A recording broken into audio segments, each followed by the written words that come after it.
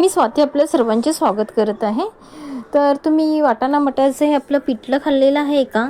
नसेल तर ही रेसिपी माझी एकदा ट्राय करून पहा आणि आपल्या चॅनलला पटापट सबस्क्राईब करा आणि लाईक शेअर करा. तर चला स्वात किचनमध्ये जाऊन रेसिपी करूया. चला पटापट या आणि सबस्क्राईब करा. तर येथे बघा मिक्सरच्या एका भांड्यामध्ये ना मटर घेतलेलं आहे, स्वच्छ धुतलेले आहेत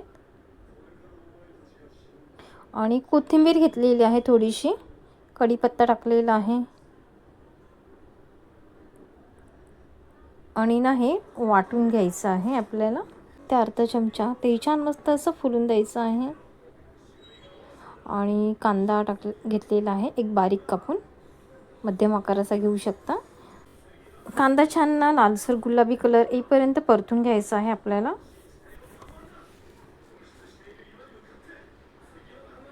त्यानंतर इथे लसूण ठेचून टाकलेला आहे, तोही छान असं आपल्याला परतून घ्यायचा आहे. कच्चा पाण्याचा पूर्णपणे घालून घ्यायचा आहे लसणाचा.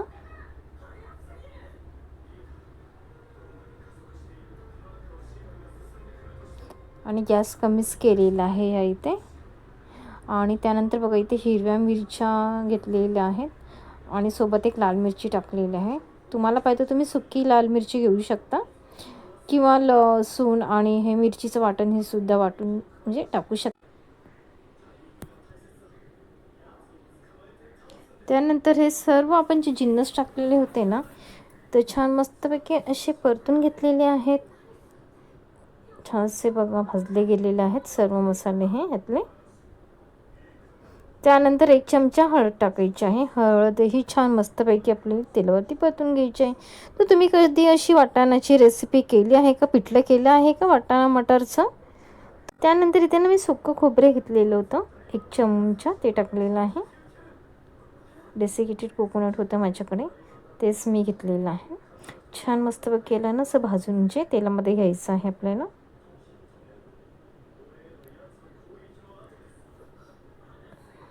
त्यानंतर हे बघा हे जे मटारचं मिश्रण आहे जाडसर असं वाटायचं आहे, जास्त बारीकी नाही. ते पूर्णपणे ह्याच्यामध्ये मिक्स करून आपल्याला परतून घ्यायचं आहे, जेणेकरून याचा जो कच्चापणा असतो ना आपला तो निघून जाईल. छान मस्तपैकी असं मिक्स करायचं आहे. गॅस कमीच ठेवायचा आहे. एक 3 ते 4 मिनिटाला मिक्स करून घेत आहे आता मी. त्यानंतर इथे धण्याची पूड टाकलेली आहे, ती छान अशी मिक्स करून घ्यायची आहे.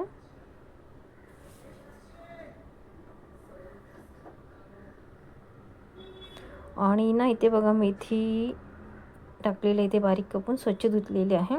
एक वाटी मेथी टाकायची आहे. छान मस्त असं ना खमंग येतो मेथीचा आहे ना, तर तोही परतून घ्यायचा आहे आपल्याला. एक 2-3 मिनटं ही मेथीची भाजी परतून घ्या. गॅस कमीच ठेवा हां, नाही तर करपेल नाही. आणि चवीनुसार मी मीठ टाकलेलं आहे.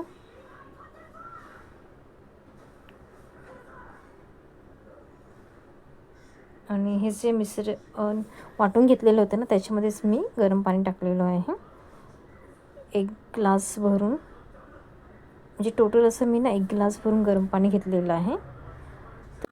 तर याच्यामध्ये मी पुन्हा एकदा मीठ टाकलेलं आहे.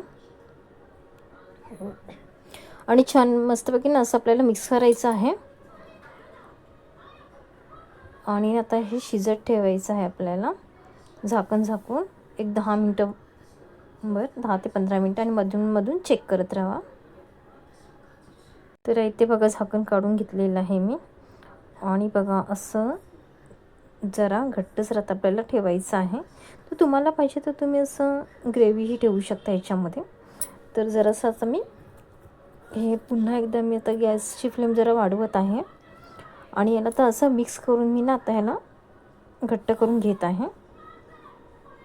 किंवा असंही छान लागतं, भाकरीबरोबर चुरून खायला छान लागतं असं. तर इथे बघा आपलं हे मटरचं पिठलं रेडी झालेलं आहे आणि सोबत आपली बाजरीची भाकरी आहे आणि कांदा आहे, लिंबू आहे, ते मस्त असं अप्रतिम लागतं ना गरमागरम.